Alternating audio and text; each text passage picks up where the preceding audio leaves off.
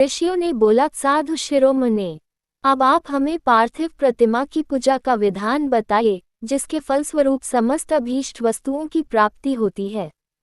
सूत जी बोले, महर्षियों, तुम लोगों ने बहुत उत्तम प्रश्न पूछ लिया है। पार्थिव प्रतिमा का पूजन सदा संपूर्ण मनोरथों को प्रदान करने वाला है एवं दुख का तत्काल निवारक है। मैं उसका वर्णन करता हूँ, तुम सभी उसको ध्यान से सुनो।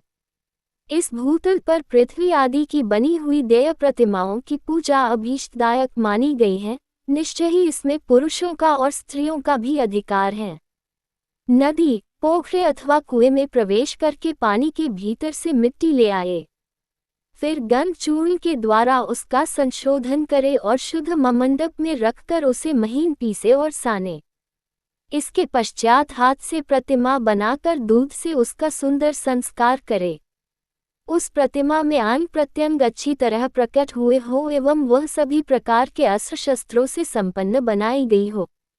तदनंतर उसे पद्मासन पर स्थापित करके आदर पूर्वक उसका पूजन करे। गणेश, सूर्य, विष्णु, दुर्गा और शिव की प्रतिमा का, शिव का एवं शिवलिंग का द्विज को सदा पूजन करना चाहिए। षोडशोपचार पूजन जनित फल की सिद्धि के लिए 16 उपचारों द्वारा पूजन करना चाहिए। पुष्प से प्रोक्षण और मंत्र पाठ पूर्वक अभिषेक करे। अगहनी के चावल से नैवेद्य तैयार करे। सारा नैवेद्य एक कुडव लगभग पाव भर होना चाहिए। घर में पार्थिव पूजन के लिए एक कुडव और बाहर किसी मनुष्य द्वारा स्थापित शिवलिंग के पूजन के लिए एक प्रस्थ सेर भर नैवेद्य तैयार करना आवश्यक है। देवताओं द्वारा स्थापित शिवलिंग के लिए 3 सेर नैवेद्य अर्पित करना उचित है और स्वयं प्रकट हुए स्वयंभू लिंग के लिए 5 सेर। ऐसा करने पर पूर्ण फल की प्राप्ति समझनी चाहिए। इस प्रकार सहस्त्र बार पूजा करने से द्विज सत्यलोक की प्राप्ति कर लेता है। 12 अंगुल चौड़ा, इससे दूना एवं 1 अंगुल अधिक अर्थात 25 अंगुल लंबा तथा 15 अंगुल चौड़ा लोहे या लकड़ी का बना हुआ जो पात्र होता है, उसे विद्वान पुरुष शिव बोलते हैं। उसका 8वां भाग प्रस्थ बोला जाता है, जो 4 कुडव के बराबर माना गया है। मनुष्य द्वारा स्थापित शिवलिंग के लिए 10 प्रस्थ, ऋषियों द्वारा स्थापित शिवलिंग के लिए 100 प्रस्थ और स्वयंभू शिवलिंग के लिए 1 सहस्त्र प्रस्थ नैवेद्य निवेदन किया जाए तथा जल, तेल आदि एवं गंध द्रव्यों की भी यथा योग्य मात्रा रखी जाए तो यह उन शिवलिंगों की महापूजा बताई जाती है। देवता अभिषेक करने से आत्मशुद्धि होती है, गंध से पुण्य की प्राप्ति होती है, नैवेद्य लगाने से आयु बती और तृप्ति होती है, धूप निवेदन करने से धन की प्राप्ति होती है, दीप दिखाने से ज्ञानोदय होता है और तांबूल समर्पण करने से भोग की प्राप्ति होती है। अतः स्नान आदि 6 उपचारों को यत्नपूर्वक अर्पित करे। नमस्कार और जप ये दोनों संपूर्ण अभीष्ट फलदायक हैं। अतः भोग और मोक्ष की इच्छा रखने वाले मनुष्य को पूजा के अंत में सदा ही जप और नमस्कार करने चाहिए। मनुष्य को चाहिए कि वह सदा पहले मन से पूजा करके फिर उन देवताओं के लोकों की प्राप्ति होती है तथा उनके अवान्तर लोक में भी यथेष्ट भोग की वस्तुओं की उपलब्धता होती है। अब मैं उस विशेष फलों का वर्णन करता हूँ जो देव पूजा से प्राप्त होती है। द्विजो, तुम लोग श्रद्धापूर्वक सुनो। विघ्नराज गणेश की पूजा से भूलोक में उत्तम अभीष्ट वस्तु की प्राप्ति होती है। शुक्रवार को, श्रावण और भाद्रपद मासों के शुक्ल पक्ष की चतुर्थी को और पौष मास में शतभिषा नक्षत्र के आने पर विधि पूर्वक गणेश जी की पूजा करनी चाहिए। 100 या सहस्त्र दिनों में 100 या सहस्त्र बार पूजा करे। देवता और अग्नि में श्रद्धा रखते हुए किया जाने वाला उनका नित्य पूजन मनुष्यों को पुत्र एवं अभीष्ट वस्तु प्रदान करता है। वह समस्त पापों का शमन तथा भिन्न भिन्न दुष्कर्मों का विनाश करता है। विभिन्न वारों में की हुई शिव आदि की पूजा को आत्मशुद्धि प्रदायक समझना चाहिए। वार व दिन, तिथि, नक्षत्र और योगों का आधार है। समस्त कामनाओं को देने वाला है। उसमें वृद्धि और क्षय नहीं होता, इसलिए उसे पूर्ण ब्रह्मस्वरूप समझना चाहिए। सूर्योदयकाल से लेकर सूर्योदयकाल आने तक एक वार की स्थिति मानी गई है जो ब्राह्मण आदि सभी वर्णों के कर्मों का आधार है। विहित तिथि के पूर्व भाग में की हुई देव पूजा मनुष्यों को पूर्ण भोग देने वाली होती है। यदि मध्याह्न के बाद तिथि का आरंभ होता है तो रात्रियुक्त तिथि का पूर्व भाग पितरों के श्राद्धादि कर्म के लिए उत्तम बोला जाता है। ऐसी तिथि का परभाग ही दिन से युक्त होता है, अतः वही देवकर्म के लिए प्रशस्त माना गया है। यदि मध्याह्न काल तक तिथि रहे तो उदयव्यापिनी तिथि को ही देव कार्य में ग्रहण करना चाहिए। इसी तरह शुभ तिथि एवं नक्षत्र आदि ही देव कार्य में ग्राह्य होते हैं।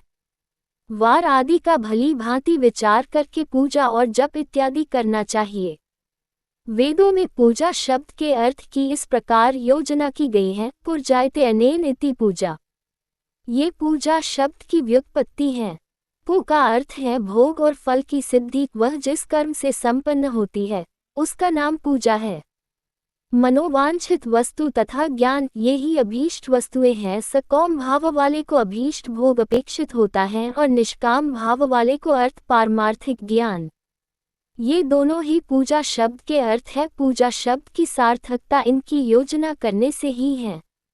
इस प्रकार लोक और वेद में पूजा शब्द का अर्थ विख्यात है। नित्य और नौमित्तिक कर्म कालांतर में फल देते हैं, किंतु काम्य कर्म का यदि भली भांति अनुष्ठान हुआ हो तो वह तत्काल फलदायक होता है।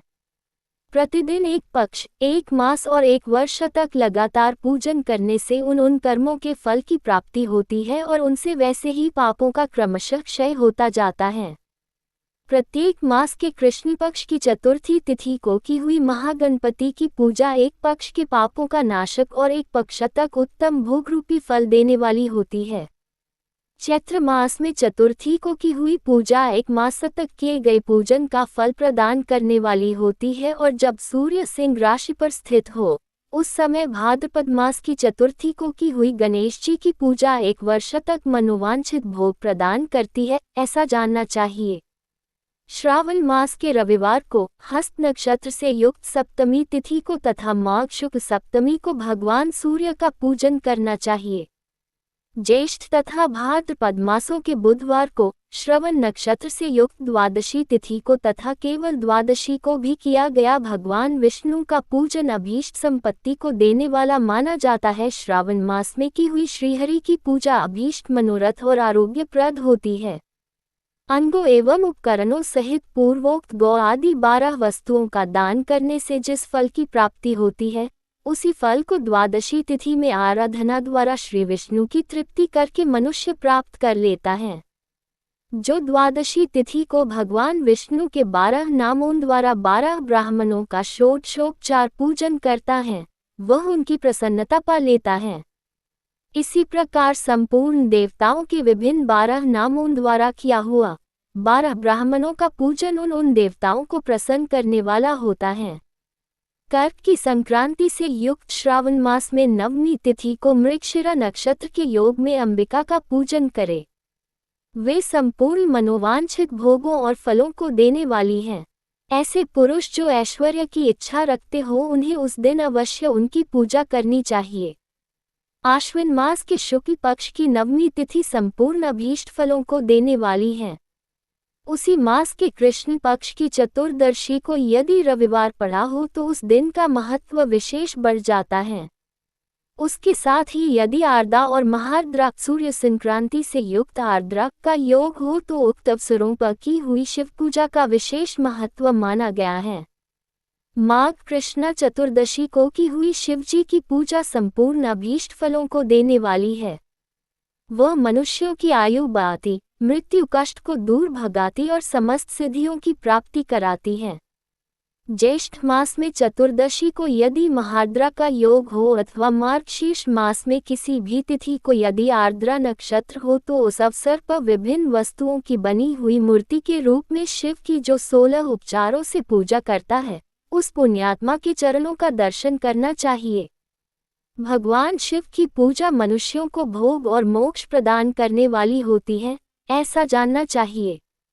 कार्तिक मास में प्रत्येक वार और तिथि आदि में महादेव जी की पूजा का विशेष महत्व रखती है।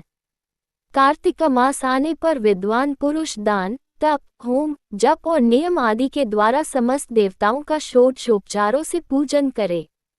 उस पूजन में देव प्रतिमा, ब्राह्मण तथा मंत्रों का उपयोग आवश्यक है। ब्राह्मणों को भोजन कराने से भी वह पूजन कर्म संपन्न होता है। पूजक को चाहिए कि वह कामनाओं को त्याग कर पीड़ा रहित शांत हो देवाराधन में तत्पर रहे। कार्तिक मास में देवताओं का यजन पूजन समस्त भोगों को देने वाला, व्याधियों को हर लेने वाला तथा भूतों और ग्रहों का विनाश करने वाला है। कार्तिक मास के रविवारों को भगवान सूर्य की पूजा करने और तेल तथा सूती वस्त्र देने से मनुष्यों के कोढ़ आदि रोग नष्ट हो जाते हैं। हरे, काली मिर्च, वस्त्र और खीरा आदि का दान और ब्राह्मणों की प्रतिष्ठा करने से क्षय के रोग नष्ट होते हैं। दीप और सरसों के दान से मिर्गी का रोग मिटता है। कृत्तिका नक्षत्र से युक्त सोमवारों को किया हुआ शिवजी का पूजन मनुष्यों के महान दारिद्र्य को मिटाने वाला और संपूर्ण संपत्तियों को देने वाला है। घर की आवश्यक सामग्रियों के साथ गृह और क्षेत्र आदि का दान करने से भी उक्त फल प्राप्त होता है। कृत्तिकायुक्त मंगलवारों को श्रीस्कंद की पूजा करने से और दीपक एवं घंटा आदि का दान देने से मनुष्यों को शीघ्र ही वाक्सिद्धि मिल जाती है। उनके मुंह से निकली हुई हर एक बात सत्य होती है। कृत्तिका युक्त बुधवारों को किया हुआ श्री विष्णु का यजन तथा दही भात का दान मनुष्यों को उत्तम संतान प्राप्त कराने वाला होता है। कृत्तिका युक्त गुरुवारों को धन से ब्रह्मा जी का पूजन तथा मधु, सोना और घी का दान करने से मनुष्यों के भोग वैभव की वृद्धि होती है। कृत्तिकायुक्त शुक्रवारों को गजानन गणेश जी की पूजा करने से तथा गंध, पुष्प एवं अन्न का दान देने से मानवों के भोग्य पदार्थों की वृद्धि होती है। उस दिन सोना, चांदी आदि का दान करने से वंध्या को भी उत्तम पुत्र प्राप्त होता है।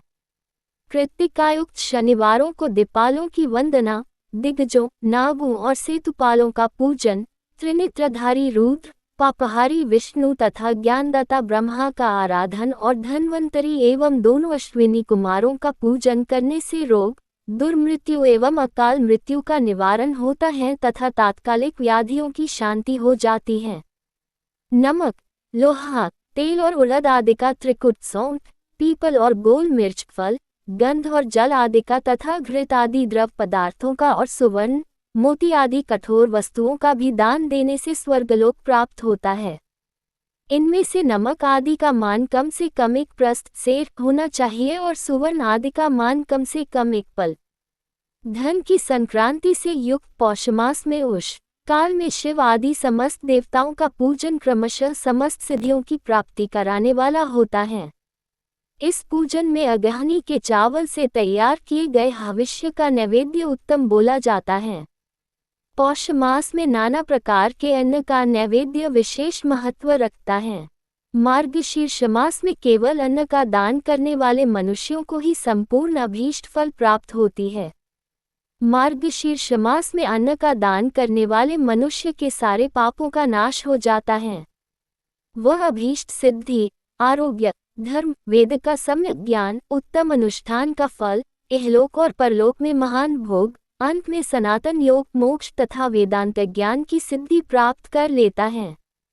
जो भोग की इच्छा रखने वाला है वह मनुष्य मार्गशीर्ष मास आने पर कम से कम 3 दिन भी उस काल में अवश्य देवताओं का पूजन करे और पौष मास को पूजन से खाली न जाने दे। उस काल से लेकर संवत्सर तक ही पौष मास पूजन का विशेष महत्व बताया गया है। पौष मास में पूरे महीने तक जितेंद्रिय एवं निराहार रहकर द्विज प्रातः काल से मध्याह्न काल तक वेद माता गायत्री का जप करे। तत्पश्चात रात को सोने के समय तक पंचाक्षर आदि मंत्रों का जप करे। ऐसा करने वाला ब्राह्मण ज्ञान पाकर शरीर छूटने के बाद मोक्ष की प्राप्ति कर लेते हैं। द्विजितर नर नारियों को त्रिकाल स्नान और पंचाक्षर मंत्र के ही निरंतर जप से विशुद्ध ज्ञान की प्राप्ति हो जाती है। इष्ट मंत्रों का सदा जप करने से बड़े पापों का भी नाश हो जाता है। सारा चराचर जगत बिंदु नाद स्वरूप है। बिंदु शक्ति है और नाद शिव। इस तरह ये जगत शिव शक्ति का रूप ही है। नाद बिंदु का और बिंदु इस जगत का आधार है। ये बिंदु और नाद शक्ति और शिव संपूर्ण जगत के आधार रूप से स्थित हैं। बिंदु और नाद से युक्त सब कुछ शिव स्वरूप है क्योंकि वही सबका आधार है। आधार में ही आधेय का समावेश अथवा लय होता है। यही सकलीकरण है। इसकी स्थिति से ही सृष्टिकाल में जगत का प्रादुर्भाव होता है, इसमें कोई संशय नहीं है। शिवलिंग बिंदु नाद स्वरूप है, अतः उसे जगत का कारण बताया जाता है। बिंदु देव है और नाद शिव, इन दोनों का संयुक्त रूप ही शिवलिंग कहलाता है। अतः जन्म के संकट से छुटकारा पाने के लिए शिवलिंग की पूजा करनी चाहिए। बिंदु रूपा देवी उमा माता है और नाद स्वरूप भगवान शिव पिता।